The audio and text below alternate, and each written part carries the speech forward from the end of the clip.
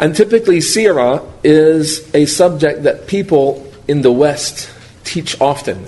You may find that many masjids don't have any classes except Seerah. You may find a masjid has a class on Seerah. It's the only thing they have. Under the guise that we don't have qualified teachers in our masjid. So we're just going to read a book on Seerah, the life of the Prophet ﷺ. And you find people who are not qualified to teach, teaching Seerah. And they say, I'm safe because it's not fiqh, it's not aqidah, it's not legislated, and it's not anything related to our practice of Islam. It's just stories, it's just Seerah. And in the Seerah lessons, what happens?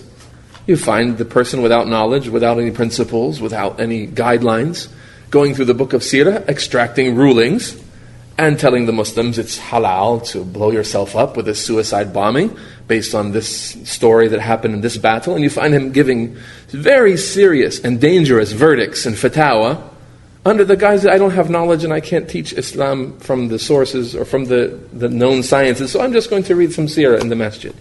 Seerah has been a very dangerous subject in the masjids in North America and in the West in general, taught by people who don't have knowledge, with fatwa being introduced into the classes by people who are not qualified to give those fatwa.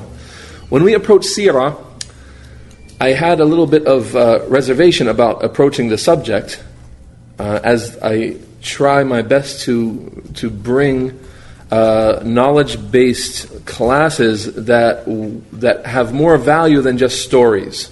I don't want to bring any just stories for the sake of storytelling, but stories, if they have legislated rulings related to them, if they have principles, if they have things that will benefit our religion, I think are much more worthy of studying. So I went to my Shaykh, Muhammad Umar Bazmul, Hafidhahullah Ta'ala, and I said they've requested me to teach Seerah, and I just do not have an idea about what book I should use to keep authentic material, authentic Seerah.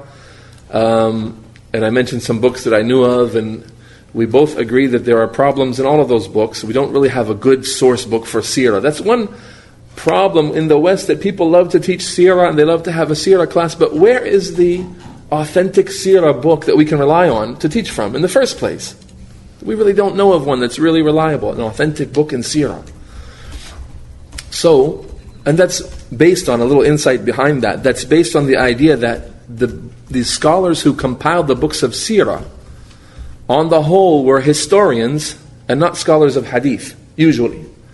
Or even if they were scholars of hadith, they approached it from a historical idea. So Al-Bukhari, he wrote Seerah, Tarikh al-Kabir. He didn't write a Seerah so much to say it, more like biographies. But the scholars who wrote Seerah, they approached it from the angle of a historian. The historian's job is different than the scholar of hadith job. The historian comes to an episode, something that happened in history, and he gathers everything that's been said. And everything that's been said, whether it's from the narration of liars or people who are abandoned in hadith or anything, they gather all of that because it's history. We don't want to lose anything that anyone said. And then they compile it in a book and they leave it for the people who have knowledge of the narrations and can sort through them, those who will come later and make decisions about what fiqh can be drawn or what is authentic and what is not authentic. So typically the books of Seerah are not based on authentic narrations only, and there was no intention to write them, to base them on authentic narrations. The job of the historian is to gather everything that's been said before you lose it, before the people forget the information or whatever, so the historian gathers everything. The muhaddith, or the scholar of hadith, he's more cautious in his approach to what the people narrate about what happened and what the Prophet ﷺ said and did.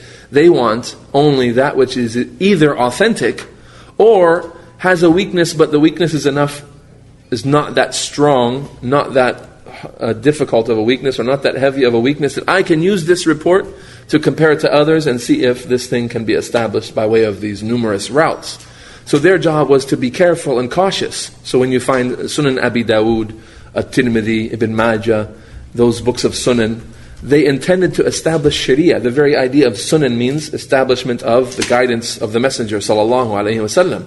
So they did not intentionally include anything that was known to be a mistake, or known to be unestablished, or known to be a lie. Rather, they intended things that were either authentic by themselves, or may prove to be authentic by way of numerous chains.